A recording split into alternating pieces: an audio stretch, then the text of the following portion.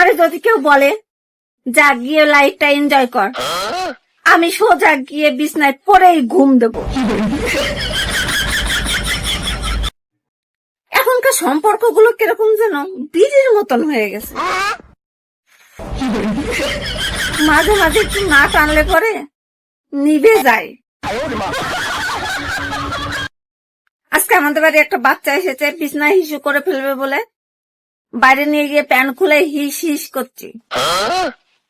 তা হিস হচ্ছে না, বলছে হিচু হবে না, পাখি নষ্ট হয়ে গেছে।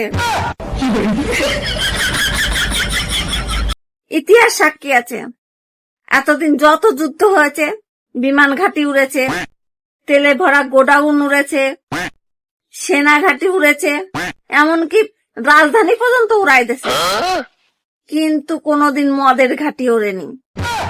তাই বলি, থেকে থাকো, নিরাপদে থাকো। রাস্তা দিয়ে যাচ্ছি, দেখে একজন বলছে এই 3000 টাকা কবে থেকে দেবে? আমার বউয়ের তাহলে পকেট মারাটা কমতো। বিয়ে বাড়িতে কেউ যদি মদ বিলানোর দায়িত্ব পায়, তাহলে কিন্তু সে জাতিসংঘের সভাপতির চেয়ে কম ক্ষমতাশালী মনে করবে না। অন্যান্য দেশে কি সুন্দর বাথরুম, স্টোর রুম, কিচেন, আর আমাদের দেশে ভাড়ার ঘর, ছোট ঘর, বড় ঘর, বাবার ঘর, কাকার ঘর, ঠাকুর ঘর। বাবার বাড়ি থেকে ঘুরে আসার পরে কেন জানি আমার মাথা 4-5 দিন ঠিকঠাক কাজ করে না।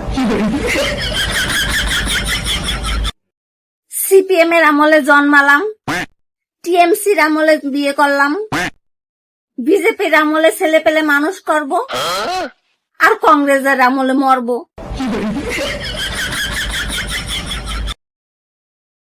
এই দুনিয়ার সবচেয়ে রোমান্টিক জায়গা হচ্ছে আদালত। ওইখানে সবাই ডেটে দেখা করে, আবার আর একটা ডেট নিয়ে আসে পরের বার দেখা করতে যাবে বলে।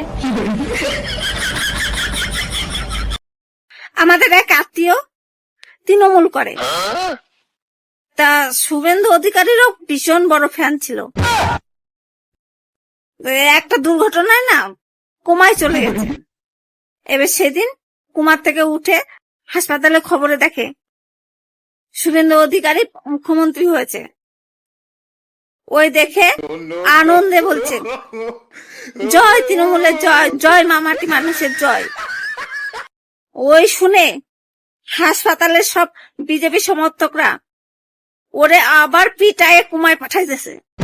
ও বেচারা জানতেই পারলো না আমি আবার কুমায় আসলাম কেন। হয়তো জ্ঞান ফিরলে পরে জানতে পারবে।